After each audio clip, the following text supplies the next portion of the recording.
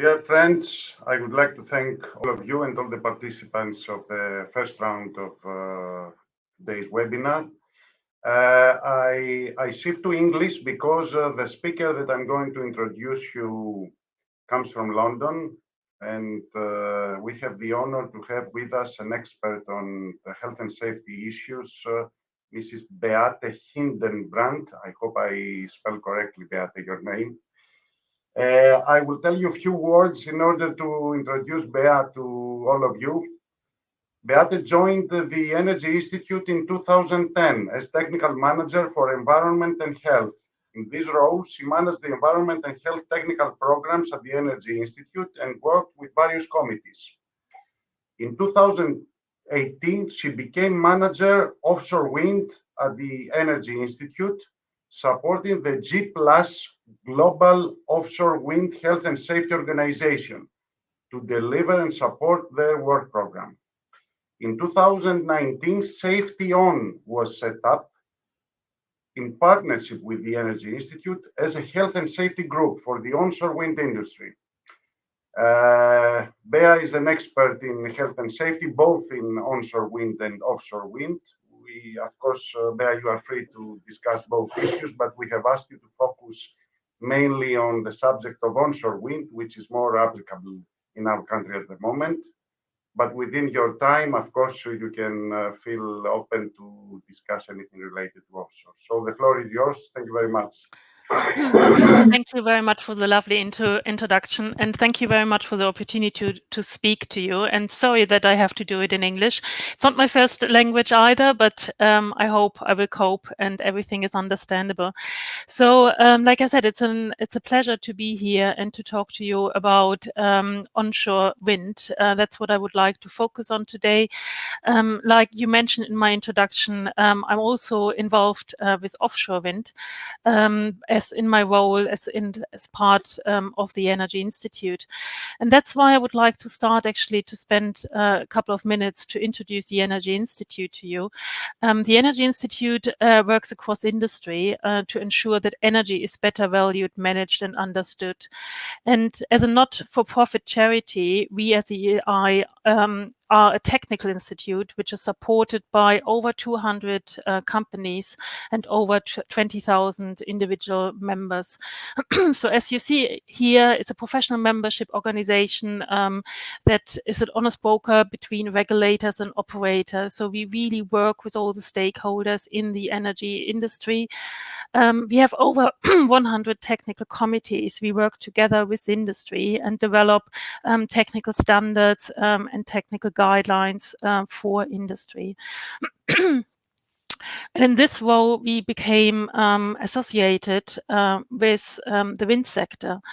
Excuse me. So in this slide, you see that with the start, I think, of 2012, G+, at that time, G9, got in contact with the Energy Institute to help them to set up an industry group for looking into health and safety within the offshore sector, and has worked together with the Energy Institute quite successfully to work with industry, but also other stakeholders to make the offshore sector as a safer place for wind.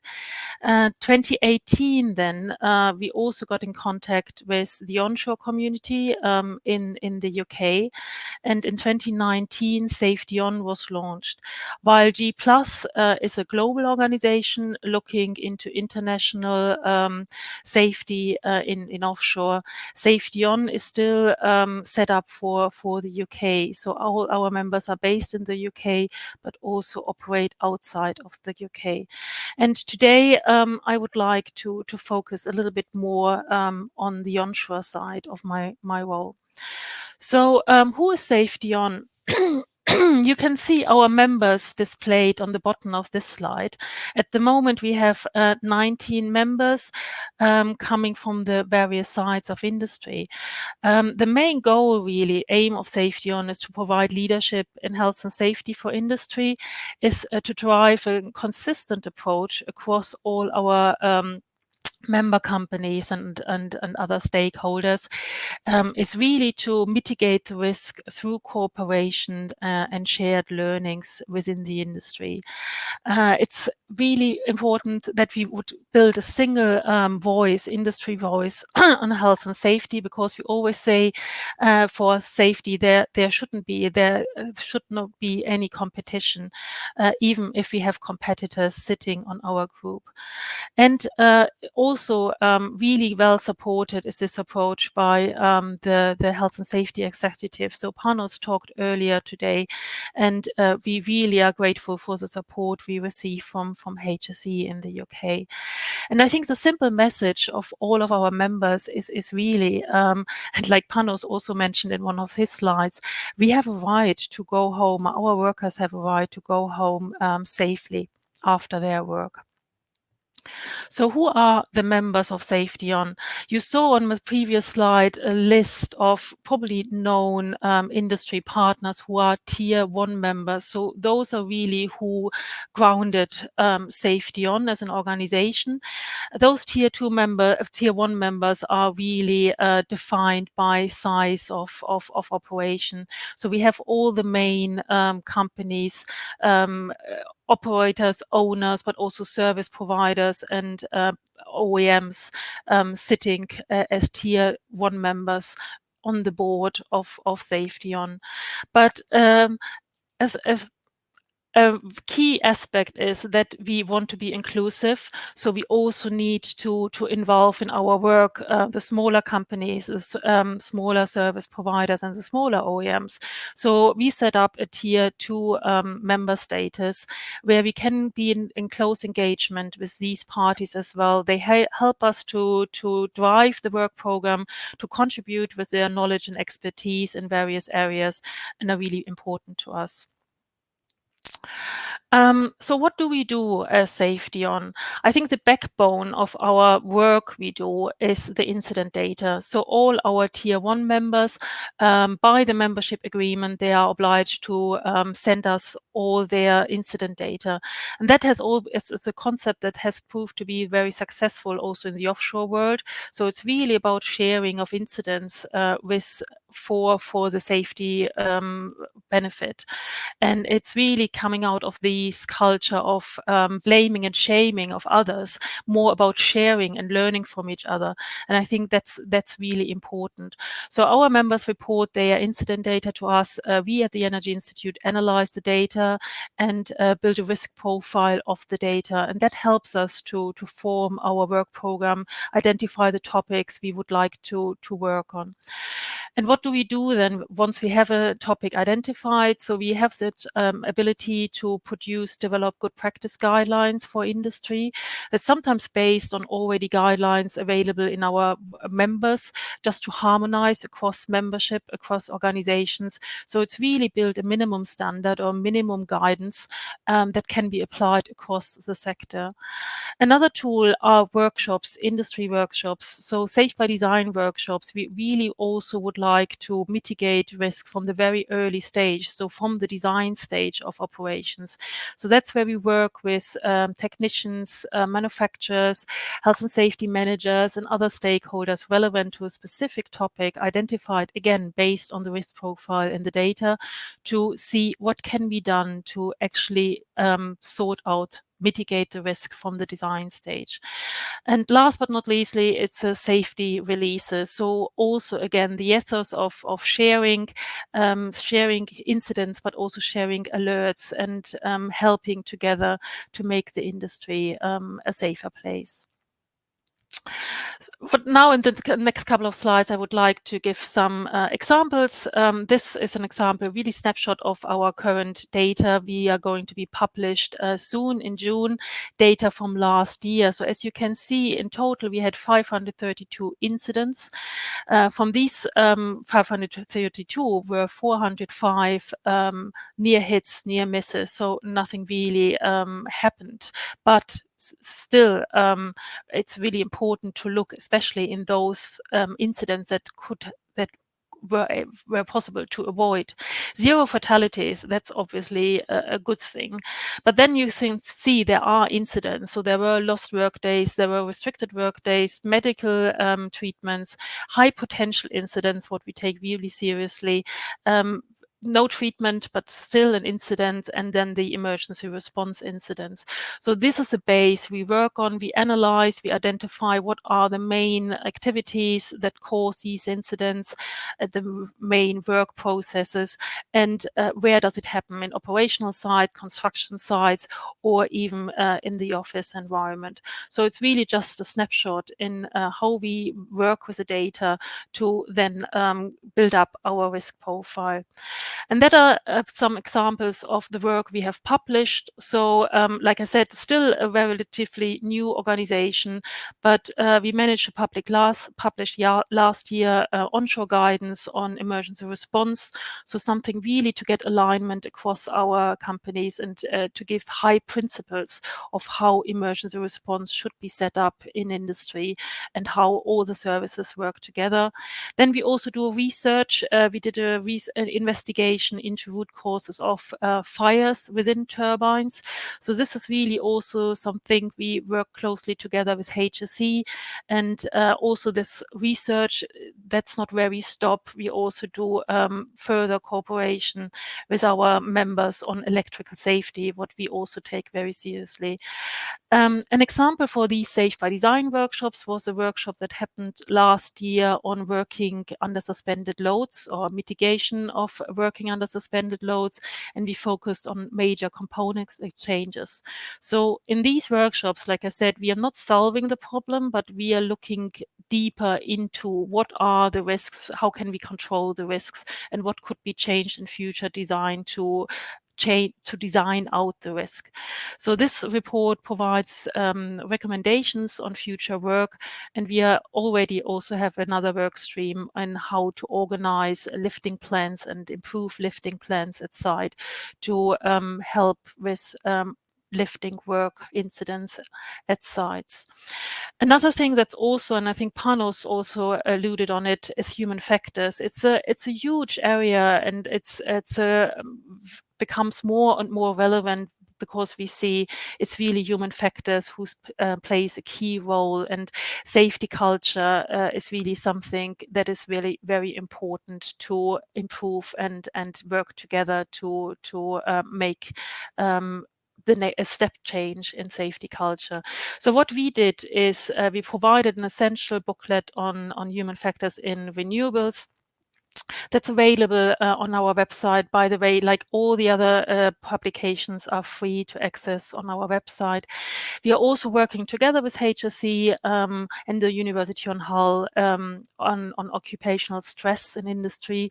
So also do some research in finding the root cause of occupational stress for our workforce, and then to see what actually helps, what tools can be applied in industry to make a change. Big topic, obviously, in almost every presentation is COVID. So what we did for COVID last year is also relatively quickly, when the pandemic was announced to be a global pandemic, we came together, we looked into procedures, protocols available within companies and harmonized them together with governmental advice for UK, for Scotland, Wales, England, where are sometimes really a different guidance from the government, and helped our members and the whole industry to work safely within this pandemic. And I think it was really success in that sense that we kept the lights on in the industry during the pandemic. And the guidance is like a classic safety on guidance, really high level principles. So also our members in G+ were able to apply them actually for their operations in the UK, as well as they were applied in other sectors. What are the topics we are currently working on and what keeps us busy in the future? So some of the topics are already mentioned, like more work on lifting, looking more into electrical safety, the hierarchy of controls and competence. But other topics are traffic management at site, decommissioning of wind turbines, working in confined spaces, so to raise awareness that even also in turbines there are confined spaces under certain conditions and situations, construction onshore civils, and on the top is the wind turbine safety rules, where we established or we maintain and develop the safe system for work for electrical safety. We don't do this in isolation. For us, it's really important to cooperate with other organizations and leadership by cooperation. And like you can see, we have an industry collaboration committee where Safety On sits on. It's chaired by G+ and set up by with these initial members. It's in the violet color. So Safety On is one of the members, but also GWO. We work together when it comes to training. Wind Europe, that also gives the European perspective of things, and they are partner organizations. RUK, Renewables UK as a trade association in the UK, but also going more and more international with, for example, the American Clean Power Association, IMCA for the marine operations worldwide, but also other association we think needs to be included. And this map is by far not complete. So we are always looking out in who are the stakeholders, who do we need to talk to, and who can we work together to learn more from each other. And that's me. I hope I could give, in the shortness of time, a little insight in the work we are doing and raise awareness of what's available and what's there. Like I said, all the documentation is up on the website freely to download. And we are also from the Secretariat are very happy to get into contact, get into conversation, and to work together across the borders and see where things are available that can be applied and used elsewhere. So thank you very much again for the opportunity to speak. And I don't know if we have time for questions or if there's any question session planned, but happy to answer any questions here or via email or via our website to get in contact. Yes. First of all, thank you very much, Bea, for a fantastic presentation. I have a couple of questions. One is coming from our audience and one is coming from me. So let's start from our audience. You showed some statistics and some data. Are those data referring also to Greece? Is Greece included? And if not, in general, are there any statistical data for Greece that you are aware of? The first answer is no, unfortunately not. Like I said before, at the moment, Safety On has been set up for the UK. Our partners operate internationally, but they only submit incident data in the UK. This might change in the future. Also, G+ as a global organization for offshore started in the UK, then became operating across Europe, and now we are also gathering data across the globe. But for now, it's very it's focusing still on the UK only. If there is data available for Greece, I don't know. You're probably better suited to answer the question. Definitely, there are data within the companies. I know that Wind Europe is really interested, and also is GWO, who base their training on industry data, to have a central data registry for Europe, at least, for onshore as well as for offshore. Offshore, obviously, we do it with G+. Onshore, I don't know about an international data registry. We are really happy to share our data protocol. We did it with associations in France and Spain already, and Ireland anyway. So I think we truly believe in harmonization of data. So if we all would collect data after a harmonized data protocol, that would bring us a step closer to a central data registry. So really, really happy to share our protocol to see if it works in other regions as well. Okay, and my question is also the following. As a person that you wake up and sleep every night, having in mind the issues of health and safety in the wind sector, what would you say is your major concern regarding onshore or offshore wind farms? What is the biggest challenge, the biggest fear that you have regarding health and safety issues in our industry? I mean, obviously, it's also it's always to keep the balance to look after or into these high consequences and low frequency issues to those issues who have low consequence but high frequency. And I think it's really to keep this balance right. Obviously, we want to avoid fatalities and the really life-changing injuries and bad injuries. That's our main goal. But also, I think we shouldn't forget about these smaller incidents who have lower consequences, but a high frequency, and especially it's those long term. So I think it's really important to pay more attention to health and well-being in the more long term sense as well. So manual handling, etc., back injuries that don't show an impact immediately, but over time it actually sums up and can become to a very serious, have a very serious impact on our workforce. But I think it's to keep the balance right. So obviously we are always happy to report no fatalities, and we need to look, especially electrical safety, lifting operations, in these kinds of incidents, and explore them also from the human factor point of view. So there are rules, there are barriers, but why still don't the barriers don't work for the workforce? What is the reason for rule breaking? Is it really, is the rule wrong, or is it a human error really? So I think this is really important to look into the safety culture, look after each other. Absolutely. There is one more question, which I believe is very interesting, so we will spare a couple of minutes on this.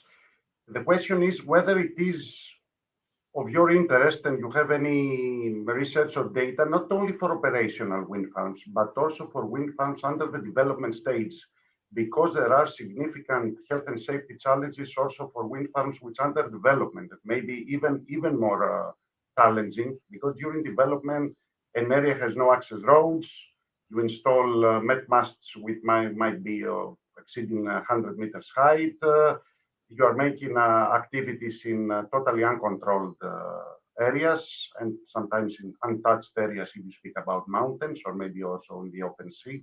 So is project development stages also within your areas of interest, or you follow up a project after the startup of construction? Mm-hmm. No, we gather and collate the data across the whole life cycle, and you're right. I mean, in Safety On, we are really early days still with the data collection. So we are just about in June to publish our first annual data report. Offshore with G Plus, we have already time series over time, and we were able to develop the data protocol a little bit further, and we were also able to distinguish between incidents in development, incidents in operation. And it's interesting to see. I mean, you're right. I think there are challenges really specific for development with high risk, because it's just more on unknown area. But I think we also see a really high peak in routine maintenance.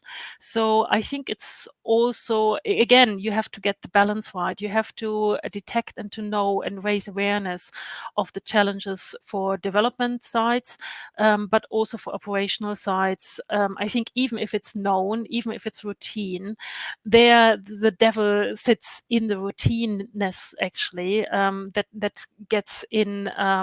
Yeah, maybe also use the human factor sides to think, oh yeah, I know I do this every day. I know a shortcut. I know an easier, better way to do it, and then you have a risk for incidents. So to answer your question, we look in all now also starting decommissioning phases of projects and repowering of installations. So we have really the opportunity to see what are the differences, what are the commonalities between the phases of operation. Okay.